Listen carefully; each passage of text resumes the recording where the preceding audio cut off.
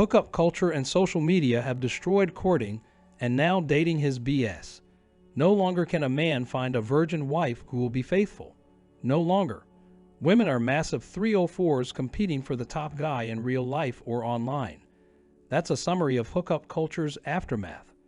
However, more and more women are switching from free hookups to pay-for-play relationships. But who gained from hookup culture?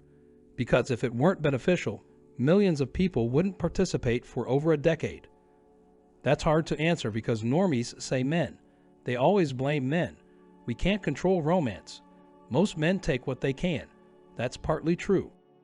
We can only be sure by looking at the negative effects of hookup culture and who has benefited most. Then we can determine which gender benefited most and who used whom. Let's examine men's side effects. Hookup culture's immediate benefits were more C's, but every good has a bad. We must determine if hookup culture harms men. Hookup culture increased sales and male virgins because women started choosing Chad, Tyrone, and other top men to sleep with. Due to the high number of unmarried men, men lost families. Women's behavior and the fact that it was harder to get a woman disgusted men. Many men left or stopped dating. Married women wanted to join in the fun at their family's expense, so divorce rose along with marriages. As a movement, the woman told them that being a 3 or 4 was empowering, and that they should postpone marriage and have fun. Many men couldn't find ready-to-marry women. Many men wasted their time and money dating women only to be ghosted for a free meal or boredom, which frustrated them and caused them to give up on dating or fail today if they didn't rescue a 304. Hookup culture's main issues for men. Many men were cheated on and used by women.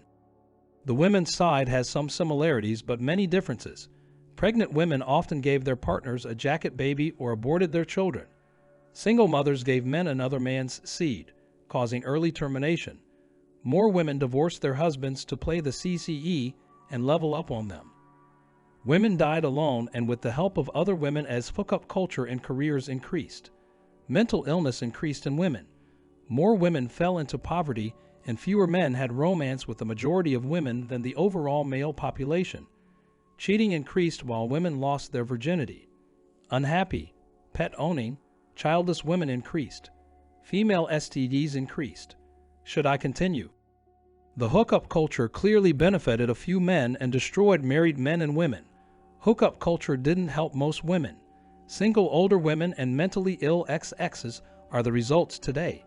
The itchy, scratchy between their legs destroyed modern women and men. Most women never recover. It is, I feel nothing for hookup culture women. They gained from their actions. They deserve it, but it's brutal. I'm glad they get to experience their choice. 45% will be single and childless by 2030. Knowing men will get their revenge for all their BS makes me smile. Thus, women destroy their lives by allowing hookup culture. Remember that women control romance, so if they weren't giving it out like pancakes, there would be no hookup culture. True. So men should hold them accountable for not saving any event. However, the university news covered some hookup culture issues. Let's see. The article discusses hookup culture. Give me 500 likes by liking this video. Let's begin. U.S. hookup culture has grown rapidly in recent years. Most college students are adopting this new cultural trend. 60%–80% of North American college students have hooked up.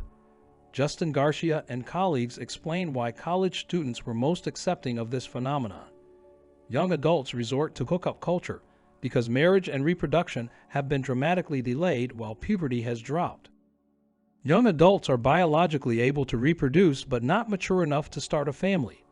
Thus, people can engage in romantic acts for their own benefit, often without a romantic relationship in mind. Hookup culture is also popularized by dating apps' accessibility. Tinder, Bumble, free and accessible, provide almost instant access to potential romantic partners. Gents, they're doing well. We know that without online dating and social media, women couldn't reach as many men and give them the wet vice grip. Womanism encourages romantic liberation. Hookup culture required postponing marriage and career. Without those ingredients, hookup culture would be much smaller, and women could only have romance with men in their community. Online dating and social media let women reach men worldwide. That was enough to ruin their lives, families, and society. Birth control and the ability to correct mistakes enabled hookup culture. Continue. This cultural shift raises moral questions.